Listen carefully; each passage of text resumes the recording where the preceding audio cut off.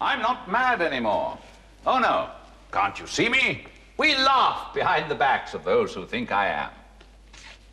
Now, you're called... Ah, wait a moment.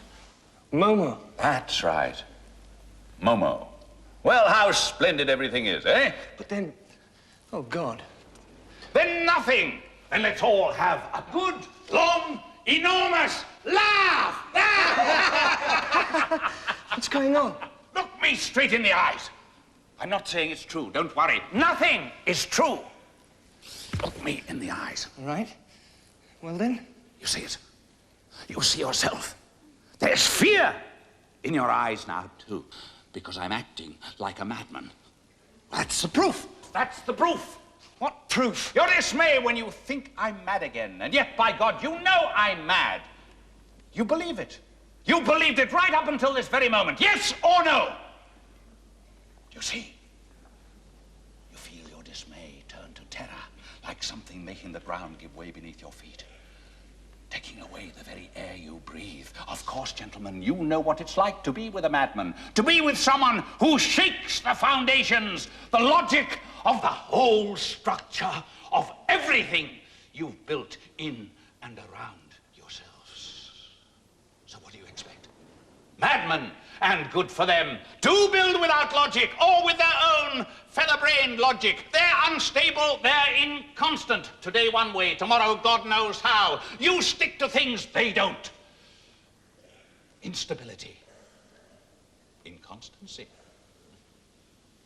You say, this can't be so, but for them, anything can be. That's not true, you say. And why? Because it's not true for you, and you, and you, and 100,000 others. Oh, my dear fellows, then we'd better find out what sort of thing is true to these 100,000 who aren't mad, and what sort of a show they can put on with their unanimous agreement and their exquisite logic. When I was a child, I thought the moon in a puddle was the real thing. So many things seemed true. I believed everything I was told, and I was happy because... Look out! Look out! You must cling fiercely to what seems true to you today and to what will seem true to you tomorrow, even if it's the opposite of what seemed true yesterday.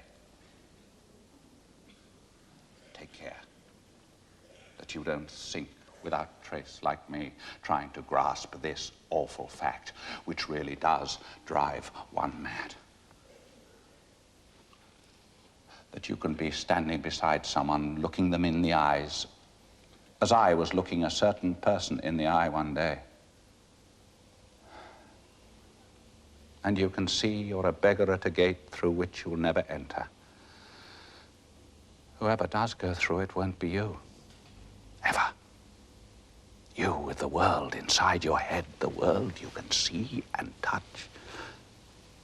But someone you don't even know, seeing and touching you in his own impenetrable world.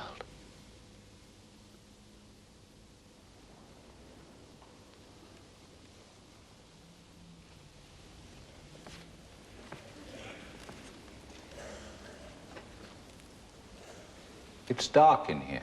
Would you like me to go and get the lamp? The lamp? Do you think I don't realize you turn on the electric light every time I turn my back and take my lamp to bed, here and in the throne room? Of course, I pretend not to see it. Oh. Then would you like me to... No, it would dazzle me. I'd rather have my lamp. It's here, ready, behind the door. How am I doing?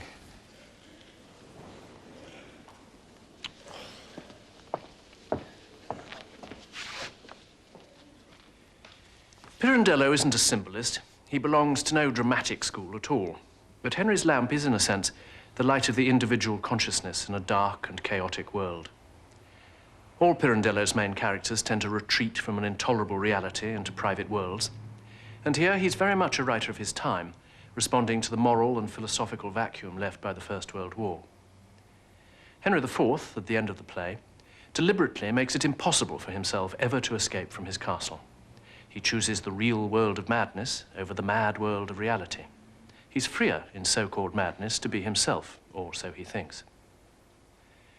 The questions Pirandello asks are all unanswerable. Indeed, we're not really allowed by modern philosophy to ask them, though we all want to. What is the meaning of life? What is truth? How do we know anything for certain in a world whose governing principle seems to be relativity? All Pirandello can offer is the loneliness of the individual, the fragility of human personality, the impossibility of certainty. It's a bleak vision, leaving us giddy on the abyss with no religious or philosophical comfort. But it's expressed through thrilling theatrical images, which make us feel, at least for a time, that we understand our dilemmas clearer than before. Pirandello's transcendental farce has been enormously influential. It's the beginning of 20th century tragedy. Cured? Oh, yes, I'm cured. But not so it can be ended as easily as that. Do you realize that in 20 years, no one has dared to appear before me dressed like you and that man there? All right.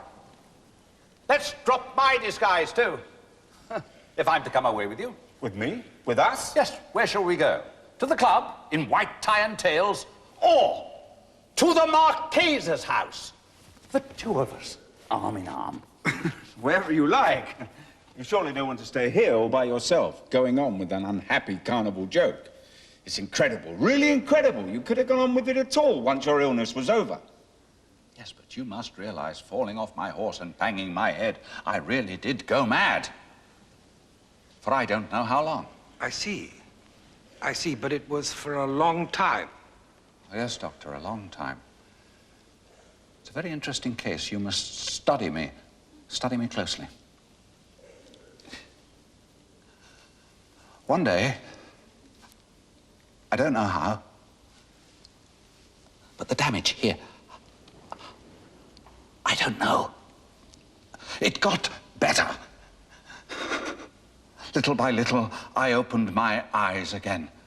At first, I couldn't be sure if I was asleep or awake. And then, yes, I was awake.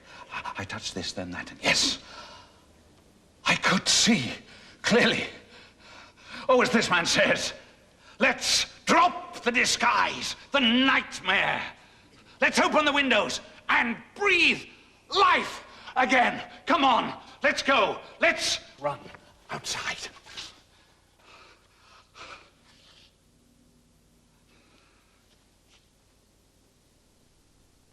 But to go where? And to do what?